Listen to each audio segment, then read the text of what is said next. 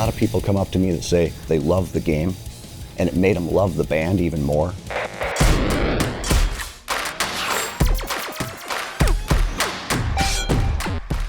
No way.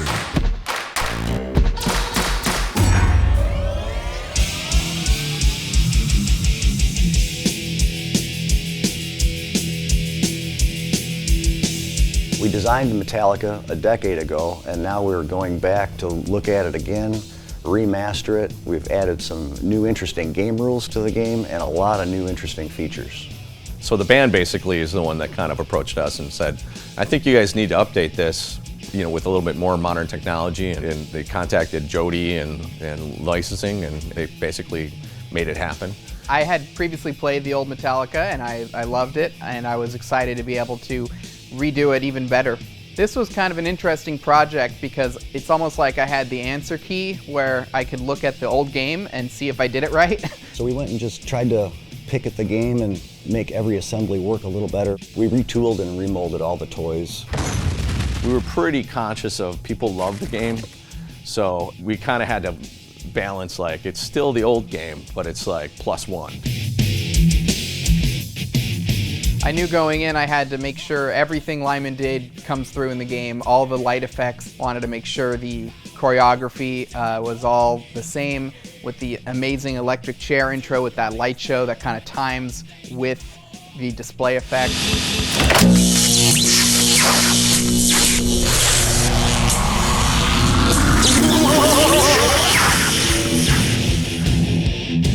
People ask me, how come Sparky changed? And I said, well, he's been in an electric chair for 10 years and all of his flesh burned away and he's a skeleton now.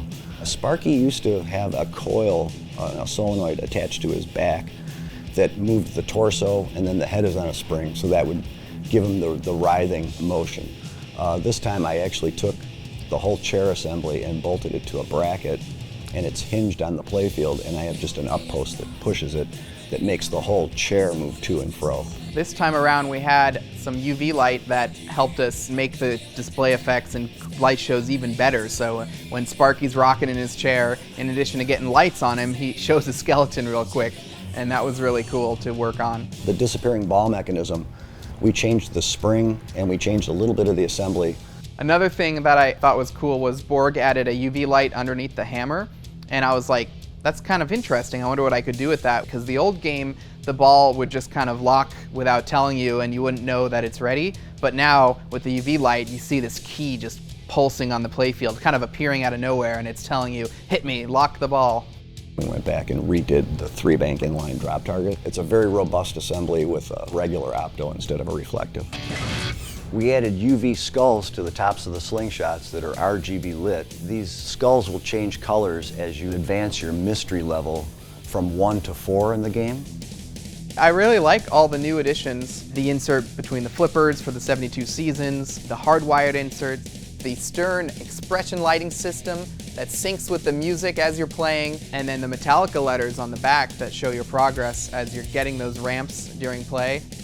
The original version of Metallica didn't have Insider connected. So now if you log in, you can save your progress on all the items you've collected across games, use them to play challenge modes, or save up to play the end of the line wizard mode.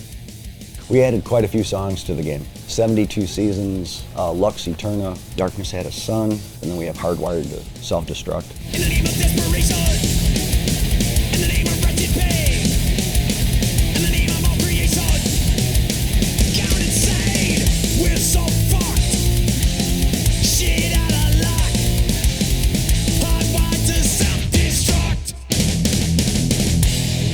Go!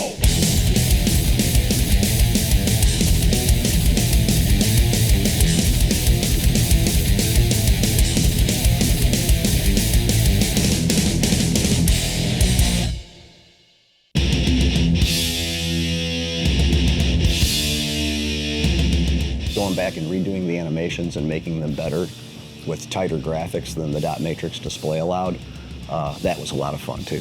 The animation turned out really great. It's stunning to look at, and it really fits with the whole theme of the game. They came to me and said, hey, it should be really easy, just, spruce it up.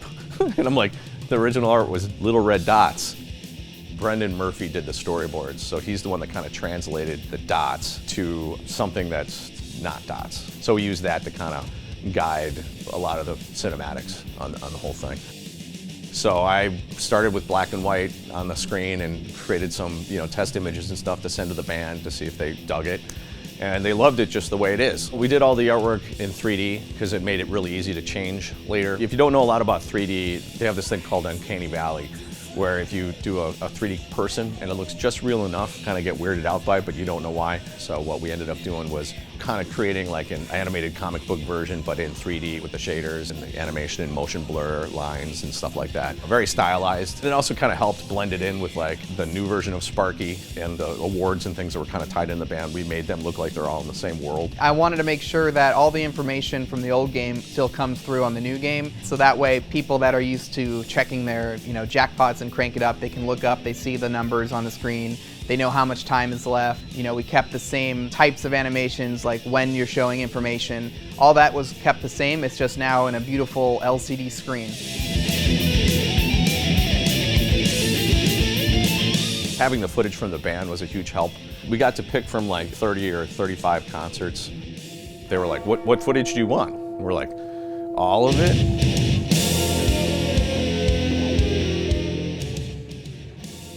Oh, the concert footage is great. I went through libraries of footage for each of the songs and picked the best videos that I could find. We wanted to keep as much video footage on the screen as possible in between awards and things like that. And so much content, actually. We had to go to larger storage on the pinball machine. For whom the bell tolls. The band members all recorded speech. Obey your pinball master. We actually went back and had them re-record everything that was recorded in 2013, and we had them record hundreds more lines on top of that. Hell yeah! One more shot. Time for you to fry. Fry that motherfucker. As a sound designer for the game, that means I'm responsible for every sound in the game. Every switch, every target, every button has to have a sound, as well as all the video graphics.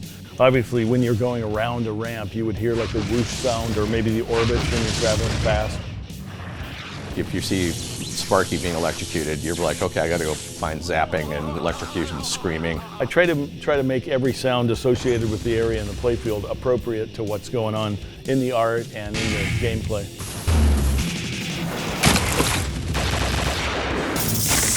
It was really easy working with Jerry. I would just send him animations and he'd send me really cool sound effects. Whatever I do for sound has to match what's happening in the videos. All the action and everything I have to choreograph with whatever's on the video screen. So I love doing that. That's one of my favorite things, to match sound to the animations.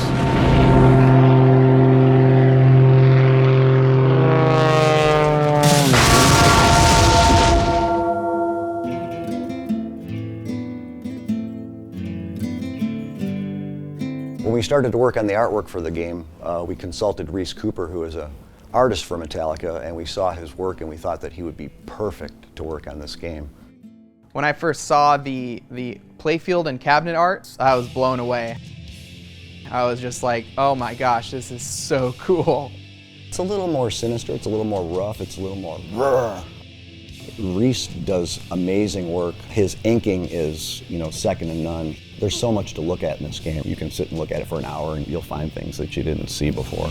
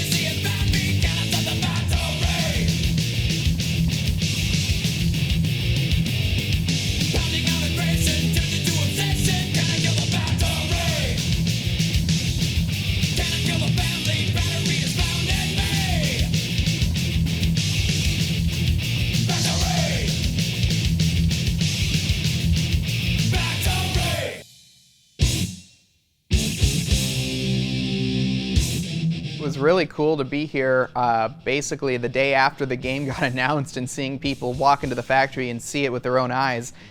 When we had the people come for the expo tour, people were coming off the end of the tour and walking over and crowding around the game. It was a great opportunity for me to be there on the factory floor, watching all the people come in. They were asking me questions, talking with John. And I was chatting with people and talking with people and showing them the new features. The response was just amazing, even more so than I thought it would be. People were very happy we didn't try to reinvent it entirely. Metallica just has everything you want in a pinball machine. It's got the risk reward of the different multi-balls that you can work towards, and then when you're playing it, you're jamming out to one of the best bands of all time. The game has a lot of personality. Everything that we put into it, we tried to just make it bigger, better, stronger, and faster, and prettier. We're really happy with it. I think it turned out pretty good.